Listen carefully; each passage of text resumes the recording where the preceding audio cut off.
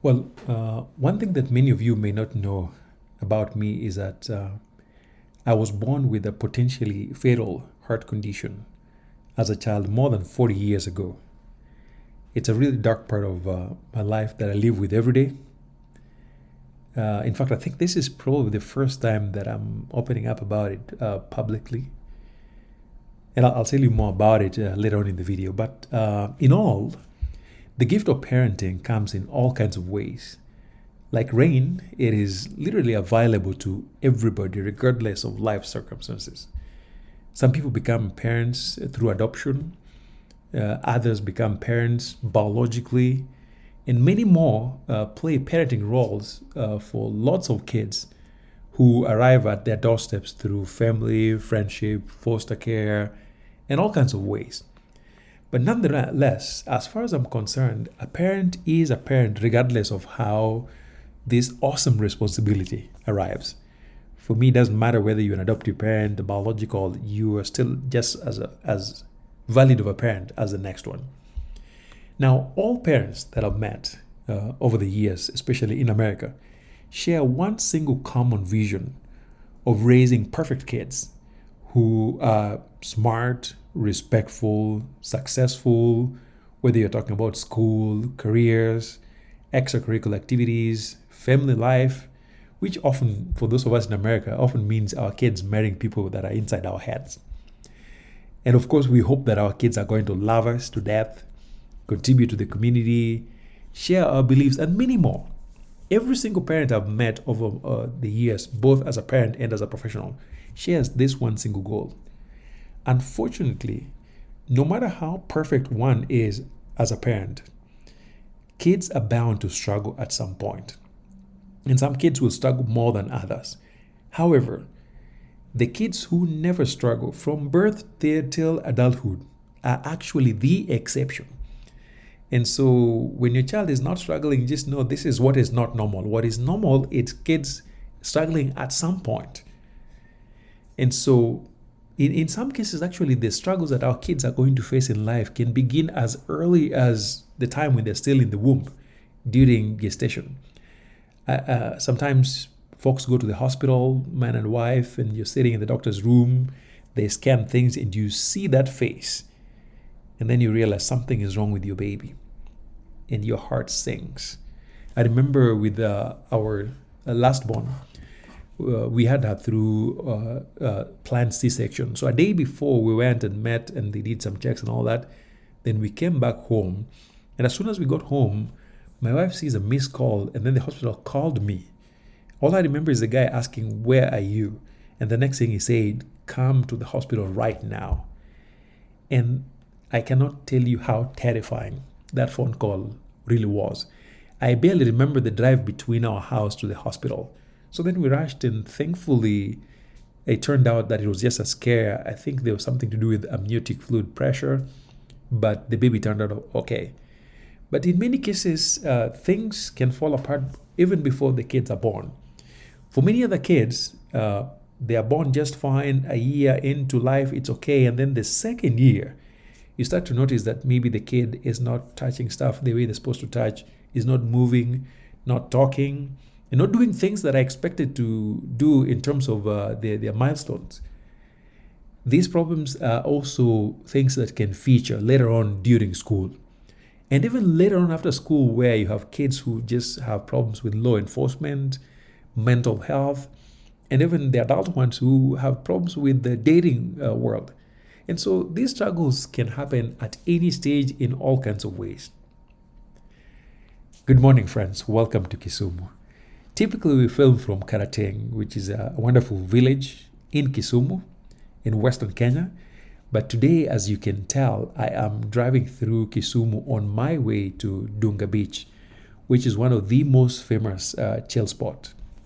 So as I talk about this amazing topic, I want you to enjoy the sights as we drive. This is through Milimani Estate, I think one of the higher end estates in Kisumu, on our way to Donga. And I was surprised to find a lot of school buses lined up in this place. I guess this is also a popular thing for students. And on the right is Impala Park, I believe. So watch as we talk. So before we unpack all of that, as I said earlier, in this video, I will simply talk about some of the struggles that Kenyan-American parents go through in life. And I'll be referencing real life stories from experiences I've had personally and those of the people in my circles. I'm truly hoping that in this video, I will be able to reach at least one parent who probably needs validation, support, sympathy, a shoulder, or even an ear. If I get to reach one person, I'd be grateful. So if your child is currently struggling in some kind of ways, my heart really goes out to you. Again, as I said, struggles vary quite a bit. And as a parent, I know how tough it can be. And I can't imagine anything worse than having your child suffer. So my heart really goes out to all the parents out there who are struggling with all kinds of things. Now, this is a topic that is so big, I don't think we can cover it in a 10 to 15 minute video. So I'm going to narrow it down to some of the struggles that happen when kids are still in the womb, congenital issues, things that happen through birth, and then other things that will pop up during school and right after school. And then after that, I'll talk about how Africans in America respond to some of these issues. And at the end, like I've always done, I will offer a few suggestions that I hope parents or loved ones out there might consider. So starting with some of the things that go wrong during pregnancy. Lots of things can go wrong. Some of the most common ones that I see out there as a professional or as a parent include just disabilities of all kinds, especially the disabilities that are more socially determined. Things like speech and language. Very, very common, where kids are born a year or two, you notice your kid is either not talking or their speech is really different. And autism is also another very common problem that pops up. Also, that is linked to ID, which is intellectual disability. Some kids have intellectual disabilities and they're born with it. Unfortunately, for some of these issues, there's no single blood test you can draw to test. And so it's a matter of doing assessments and coming up with a conclusion. Then there's a second set of problems that kids experience, like juvenile diabetes, which is more like an autoimmune disease. You have asthma, cancer, and things like that. And I've seen very young kids really struggle with some of these challenges that they experience either pre-birth or during birth. So unfortunately, I was one of those children that was born with a congenital heart condition where I was born with a hole in my heart. And this is a condition that can be very severe or can be really mild. In severe cases, kids actually require surgery right after birth, or some kids don't survive. In my case, I was one of the few lucky kids who, it turns out that the hole is still relatively small, and it was actually discovered later on in life when a doctor heard a heart murmur. And then they did further tests and they found that hole. And so for the most part, they're just monitoring it and hoping that it doesn't grow bigger, because what happens is that when you have oxygenated and deoxygenated blood mixing up, then you have lots of issues in your life. But yes, this is a problem that I have to live with for the rest of my life. At some point, I may need an open heart surgery. I don't know. But that is what life gave me. So when something goes wrong with your child, especially at the delivery stage where you are in the hospital and then the kid comes out, the kid is not breathing, not crying, or later on in life you realize the kid is not talking or their behavior is really different. Initially, for parents, there's quite a bit of shock and denial. And the hope is that at some point, even if you resolve it now, my kid is going to be okay. But unfortunately, that doesn't always turn out to be the case. Because really, no one goes to the hospital hoping to come back with a less than perfect child. And unfortunately, for some of us, that is what we have to deal with. So many parents ask themselves, why me? Why my child? Especially if you have one or two kids, you're like, my friend there has 6 kids. They're all fine. But this single one of mine, is the one who is struggling with this. Then the sense of shame and loss, self-blame, where you wonder, what did I do or what did I not do? It's very tough on parents. Then after that comes the pressure from the community, where people begin asking questions, begin comparing. Oh, I notice your child is not like this, is not like that, he is this and that. And the pressure can be really debilitating for many parents. And publicly, many parents simply laugh it off, but inside, it is really eating them when people begin putting pressure on them. And then they're dealing with the gossips and the isolations, because there are people who do not want their kids around your child for a reason or the other. And so after all of this, many parents just decide, with all this undue and unnecessary attention, I'd prefer not to even go to church or social places where people congregate, because my child is going to be on the spot. I remember there was one case where a parent reacted in such a way that maybe I probably don't want to share that, because I may disclose personal information. But yeah, some parents can be really cruel to other parents who are struggling.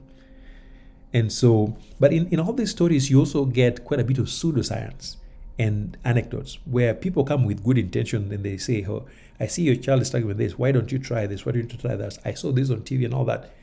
All of them good intentioned, but they're not often informed by science. And a lot of African parents fear the issue of records following their kids. So many people would be hesitant sending their kids to be assessed, because they're like, I worry that these records would stick in my kids' school records and will follow them and might actually affect them long term. And so, trust me, folks, this is probably one of the most lonely journeys a parent can walk through. And it doesn't matter whether your kid is only a month old or your kid is 40 years old. Anytime a child is struggling, this is an exceptionally lonely journey, because at the end of the day, no matter what people say, no matter the support you get, at the end of the day, it's you and your child. Sometimes we go to bed wishing that I would just wake up and my child would just be instantly fixed. Whether my child is struggling with issues of drug addiction, or my child is struggling with school, many parents just wish I would just wake up and everything will go away. But sometimes it doesn't.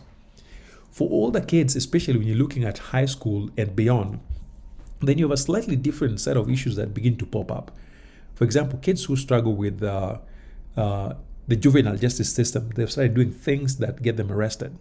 The kids are now exposed to drugs. They experience bullying, or they bully other people. And then you also have a set of kids who are struggling with their own sexual orientation, a very taboo topic within our Kenyan community. And then you're looking at issues of sex and pregnancy amongst girls. Mental health is a massive, massive problem in our communities. We don't often talk about it, but a lot of our kids are really struggling privately. And then you have a group of kids who, again, struggle with authority at home, where the kid is super defiant, really giving parents an ultimate hard time. And so with all these problems put in place, some parents find resolution over time, other parents don't. In fact, I've seen cases where kids actually end up even dropping out of high school. The older ones, particularly those who are done with school and have done so well, gotten even college degrees, end up experiencing a very unique set of challenge around dating. Because remember, as I said earlier, many African parents in the US still hope that our kids are going to date the kind of people that are inside our head, which doesn't always happen. So then you have our kids who are either not dating at all, or the people they bring home are people that we struggle to accept. But nonetheless, as I said, this is a very lonely journey. As a parent, when you're going through something, it does not matter what else other people are going through. I know it's easy for us to say that, hey, there's somebody out there who has it worse than you. Well, that may be true, but just because somebody's case is worse than mine doesn't mean that I'm going to feel better about my one child who is struggling. So these are some of the realities that our kids struggle with. And so in general, as I said earlier, Africans respond to these issues in very different ways. The more common ones, of course, you're talking about gossip and blame. Then, of course, you have superstition, where even in America, there are people who still believe that your child is struggling because of some village chemistry that was administered like 5,000 miles away. There's that too. And then there's also a very small group of parents, I've only met one, that in some ways also are not helpful, particularly when they defend things that are not defensible. There was this case, I believe it happened somewhere in Seattle, where there was this young kids who started stealing in the church. They would steal like phones, money and things like that. And anytime somebody would bring this up, the parents would absolutely defend the child. And your guess is as good as mine. It didn't take too long. This kid, I heard that last time I heard of him, he was shot and killed somewhere, because after that, they graduate to bigger things. But this is a very rare case. There are very few parents who do that. But unfortunately, you will find one or two parents who will defend children even when they should not. Of course, there are people who recommend prayers. I have no problem with prayers at all. Pray all you want. But if praying is all you're going to do, then I think we have a problem. But in all of this, there is a group of parents who themselves have survived these challenges. Or there are parents who are actually trained professionals, trained psychologists, trained counselors, special ed folks who can really offer sound suggestion. We have those in our community. Unfortunately, I don't think our community is open to using those professionals, because people deal with these issues privately. No one wants to deal with these things publicly. And so we don't always take advantage of the professionals within our communities to help our children. Now, that said, there are many suggestions out there, but I want to just offer a few that I hope may be useful. Number one, if you are a parent who is struggling with some of these things, especially when we talk about mental health for a child, please seek professional help. If your child potentially has a disability, it's okay to seek professional help. Don't worry about paperwork following your kids and all that. I know that's a worry, but it's far worse when the child is not getting help on time as opposed to keeping their records clean. So please seek professional help, both for your child and for you, because in many cases, when the kids are struggling, the parents are struggling as well. And so don't forget to take care of yourself in as much as you are helping the kid through professional help. We have special ed professionals, we have school counselors, psychologists, and doctors who can help. If your child is struggling with mental health, to the greatest extent possible, please avoid involving law enforcement. Involve law enforcement as a last resort. I believe it was last year or the year before, one of my friend's kids in Richmond, Virginia, was actually shot and killed. A young black man had a mental health episode, and next thing you know, cops were called in and they killed him. And these stories are very common in America. So we say involve law enforcement only as a last resort when you have nowhere else to go. As best as you can, please do your homework, do your research, because you're always going to be your child's advocate. And this can also be linked to the idea that it's okay to connect with parents who are struggling with similar things and are open to sharing. Do that. Now, also, as I said earlier, please don't forget to take care of yourself, because typically, as is true with many good parents, it is almost impossible to have peace when your child is out there struggling. It's impossible. But when that happens, parents completely forget about themselves and put all their energies in figuring out how to help a child. And in doing so, many parents that I know I talk to end up having mental health issues of their own. Please don't forget to take care of yourself, because you are no use to anybody when you are not okay. So for me, one of the things I do when I'm struggling with kids and all that, I resort to a number of coping mechanisms. For example, I really focus on the wins. And I'll give you an example. When you have a child who is even struggling to feed themselves because they don't have the fine motor skills, the day they do well and even use a spoon and do it well, I celebrate things like that. The day they do well in school, there's some times that kids are going to do well. Celebrate those. And I make it a purpose to give time to things that give me joy. There are things that just makes me happy, and I'm going to give them time. And I disengage from people and things that take away my joy. And that also includes not going to social settings or even churches where you've had bad experience. It's okay to disengage. I don't know anything about therapy out there, but I've heard some really good things. So I think that's a good option for folks who want to explore that. Some people also use spirituality.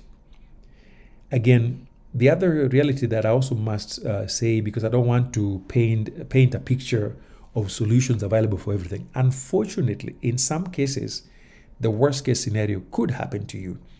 I've seen cases where kids commit suicide here in America. It happens. I've seen cases where kids get killed. In fact, one of my friend's son last year was shot and killed here in Long Beach. That young man was an amazing young man who was very promising, but struggled with so many things. At the end of the day, he ended up being homeless, and somebody killed him in Long Beach. And yeah, he got buried last year. And in some cases where disabilities are involved, some of our kids are going to live with lifelong disabilities, things that are not going to go away. Something like autism does not go away. So unfortunately, sometimes the worst case scenario is going to happen. But even when that happens, I hope you remember that you're still here. You survived. Your life really matters. So don't stop living because of the size of your problem. So if we all had to give up based on the magnitude of our problems, nobody would be alive. See, don't stop living because of the size of your problem. Give yourself grace to enjoy whatever is working. Like in my case, I allow myself to enjoy my time in Kenya. Kenya gives me a lot of peace. I enjoy time with family. There's good food at home. And I have a lot of people that love me. I allow myself to enjoy that even when I'm struggling. Remember, it's okay to accept peace when you have given it all, even if it does not work for your child. At some point, it's okay to accept inner peace, knowing that you gave it all. It just didn't work out. Because in the majority of cases, the kids will get help and they'll be fine. But unfortunately, there's a very small minority of cases where things are not going to work out no matter your best efforts. It's okay to accept peace when you get to that point. Now, what's the alternative? Because if you don't, then you have a child who is really struggling and you have a parent who is completely destroyed, dealing with mental health problems, physically, you're sick, your relationships are in tatters, your career is not going well. So it's essentially a case where you lose everything. I hope you don't get there. So you don't have to lose everything simply because something did not work out with your child. In all, as I said, my heart really goes out to all parents who are struggling with kids in all kinds of ways. And I hope we can share lessons, even in the comment section, and support one another, because these are our kids and we will do everything for them. Thank you for listening, and I will see you in the next. Bye.